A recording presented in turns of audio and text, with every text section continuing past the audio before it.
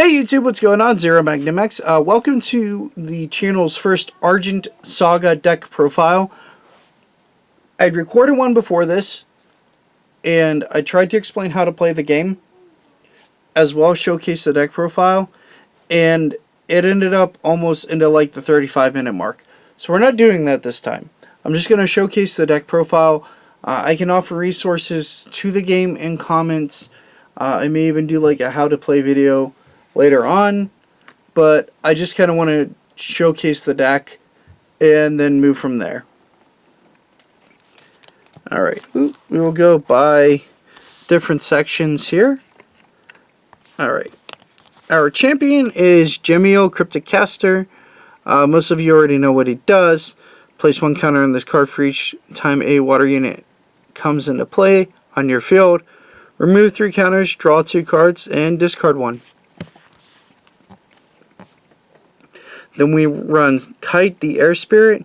Once per turn during your turn, you can discard 1 card, return target air unit you control to its owner's hand, and if you do, switch one of your exhausted shards to active.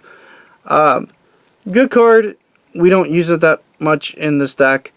Soul Burst, flip it face down, return target unit with 3 or less cost to its owner's hand. So cool. Alright. Again, not really relevant. We're using it mostly for the green cards we get in the deck. Alright, and now we'll get to the main deck profile itself. I am going to adjust a few things here. Alright. First up we have 3 Mr. Kin's Cryptic Familiar. You know, Sensei's Divining Top is really good, and he's the unit form of it.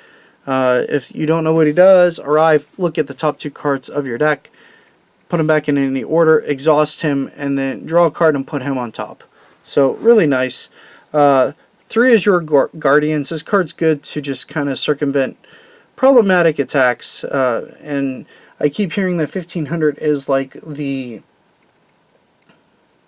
point of which is considered a good attacker in the game right now, and he's 2000, so kind of helps with that.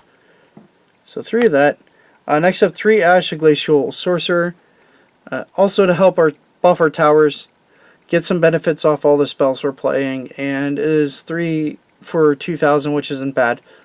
But yeah, so being able to buff, for those who don't know what it does, whenever you play a water spell, you can you can place an ice counter on one of your walls, as long as it's not destroyed, and it gets a 500 boost. And then you can remove all ice wall counters. I believe it says you control, or from towers you own, and then deal 500 to a unit per counter remove. So it can be removal while also buffing your towers and fending off faster decks, like aggressive decks. Next up, we run Miyu, Grand Sorceress. Arrive, return target spell in your discard zone to your hand. The next spell you play this turn costs 0, and then she's got some nifty abilities whenever you use Shard Drain or have a card with Shard Drain on it. You can just return a unit to the top of his owner's deck. So very nice. Most are familiar with this card because she's a staple. We use Jemiel, Cryptic Caster for the, Celestial Wielder for the next card. Arrive, if you have 5 or more cards in your hand, we should in this deck. The next water card you play this turn costs 0. Otherwise, you draw up to 5 cards. And then whenever Jemiel is removed from the battlefield, he's expelled. So he's gone forever. But awesome card because it lets us play this impossible 10-drop from our hand to time walk our opponent. If you played 5 or more water spells this turn, this card costs 0 to play. Cool. Really hard to get off. Arrive. If you played this card from your hand, your opponent cannot put into play units or play spells during their next turn. So we virtually time walk our opponent. It's a 10 cost of 4k, but it gives us this huge tempo swing. Next up, we run 2 Silver Watchwoman. Arrive. She gets 2 counters. Remove one of the counters, and it gets quickness, target attack, or stopping the next damage dealt to it. So we run 2 of those. Kind of nice to get in and punch when we need to. We're eliminating problematic aggressive cards. And then to round up our units we play, we run 2 Garga, Keeper of Gales, arrive, return, choose a cost, bounce all the cards of the chosen cost to the hand, or I think it's just units. Yeah, units. If 2 or more returned, quickness, so just can go in and smack something real quick. Alright, now we'll get on to our spells. 3 Phantasmal Guards. I think this card's been used since the game started. You make 2 500 power guardians and it costs 1. They can't attack. It fuels Gemio. It gives us blockers. Like, everything's on the up and up. Ancient Serpent's Breath. Instacast and Shard Drain. You can return target unit to the owner or the top of its owner's deck if you Shard Drain. If not, you just bounce something that has 2 costs or less, and the owner of that card draws a card. So a nice card overall. Alright, Omega Magic Mizu.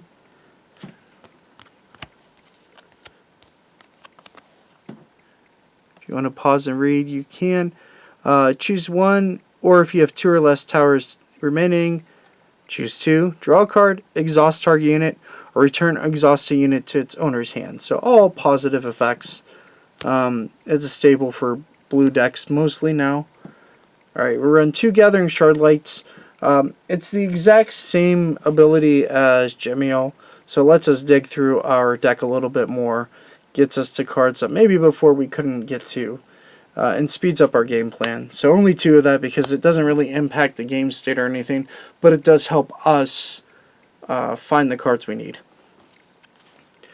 2 Cryptic Deflection. Being able to give our guys hexproof for using counters on Gemio for free is really nice, and that's what this card does. It just prevents our guy from being targeted by spells or abilities whenever you saw our big guys don't have any inherent protection. Alright, 2 Tidal Rush. I have the Wave 1 card version, so I'll read it to you. As an additional cost to play this card, you may Shard Drain 1. If you do, return target unit to its owner's hand. Its generic abilities return target unit to its owner's hand, then draw 1 card. So bounce and draw, fairly straightforward. We run 2 Shards of Winter. I loved Storm Spark Blast in Kaijito, and that is this card in this game. Unfortunately not in Shield Blast form, but still great nonetheless. Still allows us to clear boards. I see this card being played a lot less now. I still like it. We'll see moving forward what the right choice is. But we run 2 of that. The main reason we run green is right here. Fabriel's Final Gift. We get to go find any card we want and it costs 2 from our deck.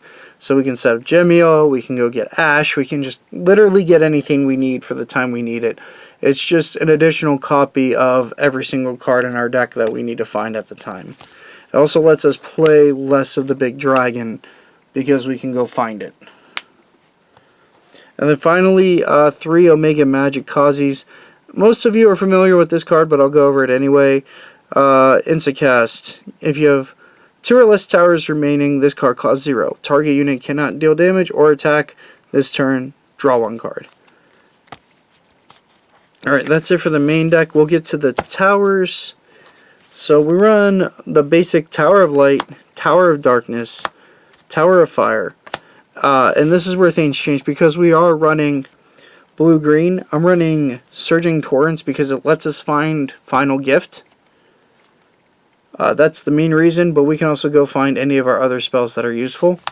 And then Tower of Surging Gales. If this is the first tower they punch and break, we are ahead. Because they break this, we get our shard for the turn, and then just continue play. And the only time this card is useless is whenever it is like toward the final bit of shards and we're at like 10 shards anyway. But if this is the final card they're hitting, we're either in a really bad position and probably can't win anyway, even if we would use the Tower of Air. Or we're just probably dominating them, one of the two. Alright, next up the shards themselves, 1, 2, 3, 4, 5, 6 basic shards. I'm using Kite. You don't have to. Corona. I can't say the card's name. I'm sorry. The Fire Spirit in shard form is much better. Flip your shard face down, nuke something.